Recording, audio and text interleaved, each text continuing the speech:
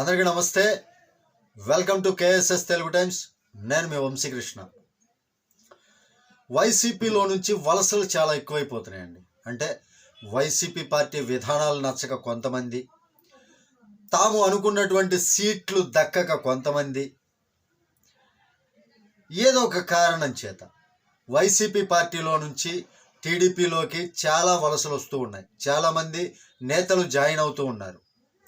ఈ క్రమంలో చంద్రబాబు నాయుడు గారు తాజాగా తాడేపల్లిలో కొందరు ముఖ్యమైనటువంటి నేతలతో చర్చించి కీలక నిర్ణయాలు అయితే తీసుకోవడం జరిగింది. కీలకమైనటువంటి అంశాలను అయితే ప్రస్తావించడం జరిగింది. ఆ అంశాలపైన వచ్చినటువంటి వార్త ఏంటి అనేది ఒకసారి చూద్దాం. టీడీపీ అధినేత చంద్రబాబు నాయుడు వైసీపీ నుంచి టీడీపీలోకి వచ్చేందుకు కొందరు నేతలు ఎదురు చూస్తున్నారని, ఆ వస్తున్న వార్తల నేపథ్యంలో తాజాగా పార్టీ నాయకులతో ఉండవల్లిలో సమావేశమైన క్రమంలో ఆసక్తికర వ్యాఖ్యలు అయితే చేశారు. ఇప్పటి వరకు తనకు టచ్లో ఉన్న చాలామంది వచ్చారని, తనకి టచ్లోకి చాలామంది వచ్చారని, అయితే వారి గ్రాఫ్, ప్రజల్లో వారికి ఉన్న సానుభూతి వంటి అంశాలను పరిగణలోకి తీసుకొని నిర్ణయం తీసుకోనున్నట్లుగా పేర్కొన్నారనమాట. ఎంతోమంది తనకి టచ్లోకి రావడం జరిగింది. అయితే అందరికీ తాను స్వాగతం పలకలేనని, తెలుగుదేశం పార్టీలోకి రావాలనుకున్న వారు ఎందుకు వస్తున్నారో, అంటే అసలు ఆ పార్టీ నుంచి ఈ పార్టీకి ఎందుకు వస్తున్నారో, వారు ఏం చేయాలని భావిస్తున్నారో తెలుసుకొని దానికి అనుగుణంగా నిర్ణయం తీసుకోవాలనేది చంద్రబాబు నాయుడు గారు ఆ పార్టీ ముఖ్య నేతలతోటి చర్చించినటువంటి అంశం అన్నమాట. చాలామంది టికెట్ ఆశించి వస్తున్నారని, వచ్చిన వారందరికీ టికెట్ ఇచ్చుకుంటూ పోలేమని చంద్రబాబు నాయుడు గారు పేర్కొన్నారు. అవును కదా, మొదటి నుంచి టీడీపీని నమ్ముకొని పనిచేసినటువంటి నాయకులు ఎందరో ఉన్నారు. ఇప్పుడు వాళ్ళు టికెట్ ఆశించి ఆ పార్టీలో టికెట్ రాలేదని ఈ పార్టీలోకి వస్తే మరి ఈ పార్టీని నమ్ముకొని ఉన్నటువంటి వాళ్ళు ఏమవ్వాలి? ఈ పార్టీని నమ్ముకొని ఉన్నటువంటి వాళ్ళు, ఆ నాయకులు సీట్లు ఆశించి ఉంటారు కదా, వాళ్ళని పక్కన పెట్టి, మొదటి నుంచి టీడీపీని నమ్ముకున్న వాళ్ళని పక్కన పెట్టి ఇప్పుడు మీరు వలస, అంటే అక్కడ వాళ్ళ విధానాలు నచ్చకో, ఇప్పటి వరకు జగన్ని సపోర్ట్ చేసి వాళ్ళ విధానాలు నచ్చకో, లేదు అంటే వాళ్ళు టికెట్లు ఇవ్వలేదనో, ఇక్కడికి వస్తే టికెట్లు ఇస్తారనో ఆశించి వచ్చే వారికి మొదటి నుంచి నమ్ముకొని ఉన్న వాళ్ళని పోగొట్టుకోవటం ఇష్టం ఉండదు కదా ఎవరికైనా. కాబట్టి అలాంటి వారికైతే టికెట్ ఇచ్చుకుంటూ పోలేము అని చంద్రబాబు నాయుడు కరాఖండిగా వాళ్ళ ముఖ్య నేతలతో అయితే చెప్పారు.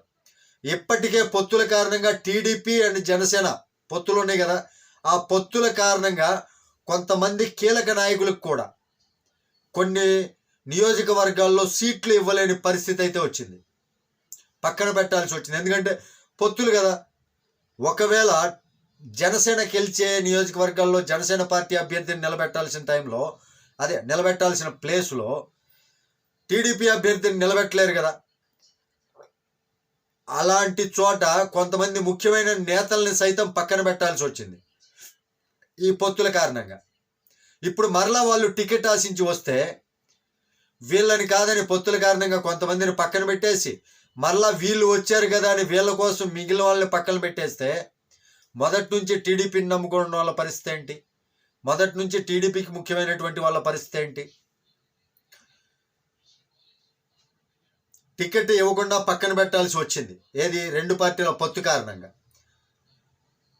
ఈ విధంగా తన నివాసంలో భేటీ అయిన క్రమంలో ముఖ్యమైనటువంటి నేతలతో చంద్రబాబు నాయుడు గారు పేర్కొనడం జరిగింది. ఇక రానున్న ఎన్నికలను ఉద్దేశించి పార్టీ సీనియర్ నేతలు ఉంటారు కదా, వాళ్ళతోటి ఆ రానున్న ఎన్నికల్లో ఏ విధంగా మనం కార్యక్రమాలు చేపట్టాలి, ఏ విధంగా మన పనులు ముందుకెళ్ళాలి, ఏ విధంగా మనం గెలుపు దిశగా అడుగు వేయాలంటే మనం చేయవలసినటువంటి పనులేంటి, ఆ దిశానిర్దేశాలన్నీ కూడా చంద్రబాబు నాయుడు వచ్చే ఎన్నికలకు సంబంధించి ముఖ్యమైనటువంటి పార్టీ నేతలతో కూడా క్రమంగా చర్చించడం జరిగింది. తన యొక్క ప్లాన్స్ ఏ విధంగా ఉన్నాయనేది వివరించడం అయితే జరిగింది. ఎన్నికలకు ఇంకా 56 రోజులు మాత్రమే గడువు ఉందని, ఇప్పటి వరకు ఎవరు ఏం చేశారు, ఎలా ఉన్నారు అన్న దానిపైన తను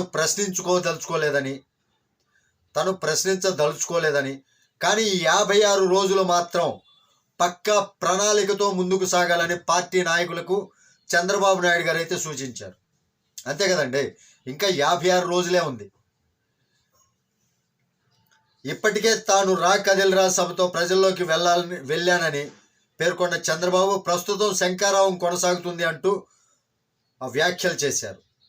భవిష్యత్తులో మరిన్ని కార్యక్రమాలకు రూపకల్పన తాను చేస్తానని, ఇప్పటికే టీడీపీలో పొత్తుల వల్ల కొత్తగా జరిగిన చేరికల వల్ల చాలామంది ఎప్పటి నుండో కష్టపడిన నేతలకు టికెట్టు రాలేదని పేర్కొన్న చంద్రబాబు వారికి భవిష్యత్తులో నష్టం జరగకుండా చూడటానికి ప్రాధాన్యత ఇస్తానని, ఎన్నికల సమయంలో ప్రతి ఒక్కళ్ళు కలిసికట్టుగా పనిచేసి విజయం సాధించే దిశగా పార్టీని ముందుకు నడిపించాలి అన్నారు.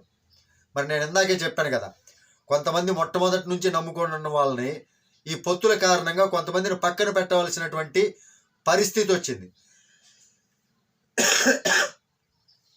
అధికారంలోకి వచ్చిన తర్వాత వాళ్ళకి ఏ విధంగా దిశానిర్దేశం చేయాలనేది, పార్టీ వాళ్ళ కోసం, పనిచేసే వాళ్ళ కోసం ఏం చేయాలనేది వాళ్ళు నిర్ణయించుకుంటారు. కాబట్టి ఇప్పుడు వైసీపీలో నుంచి వలసలు ఏవైతే వస్తున్నాయో ఆ వలసల్ని కొంతవరకు టికెట్ ఆశించి వచ్చే వాళ్ళని కట్టడి చేసే క్రమంగానే చంద్రబాబు నాయుడు గారు కొంత ఆలోచన చేశారనేది మాత్రం అర్థమవుతుంది. Thank you. జై హింద్.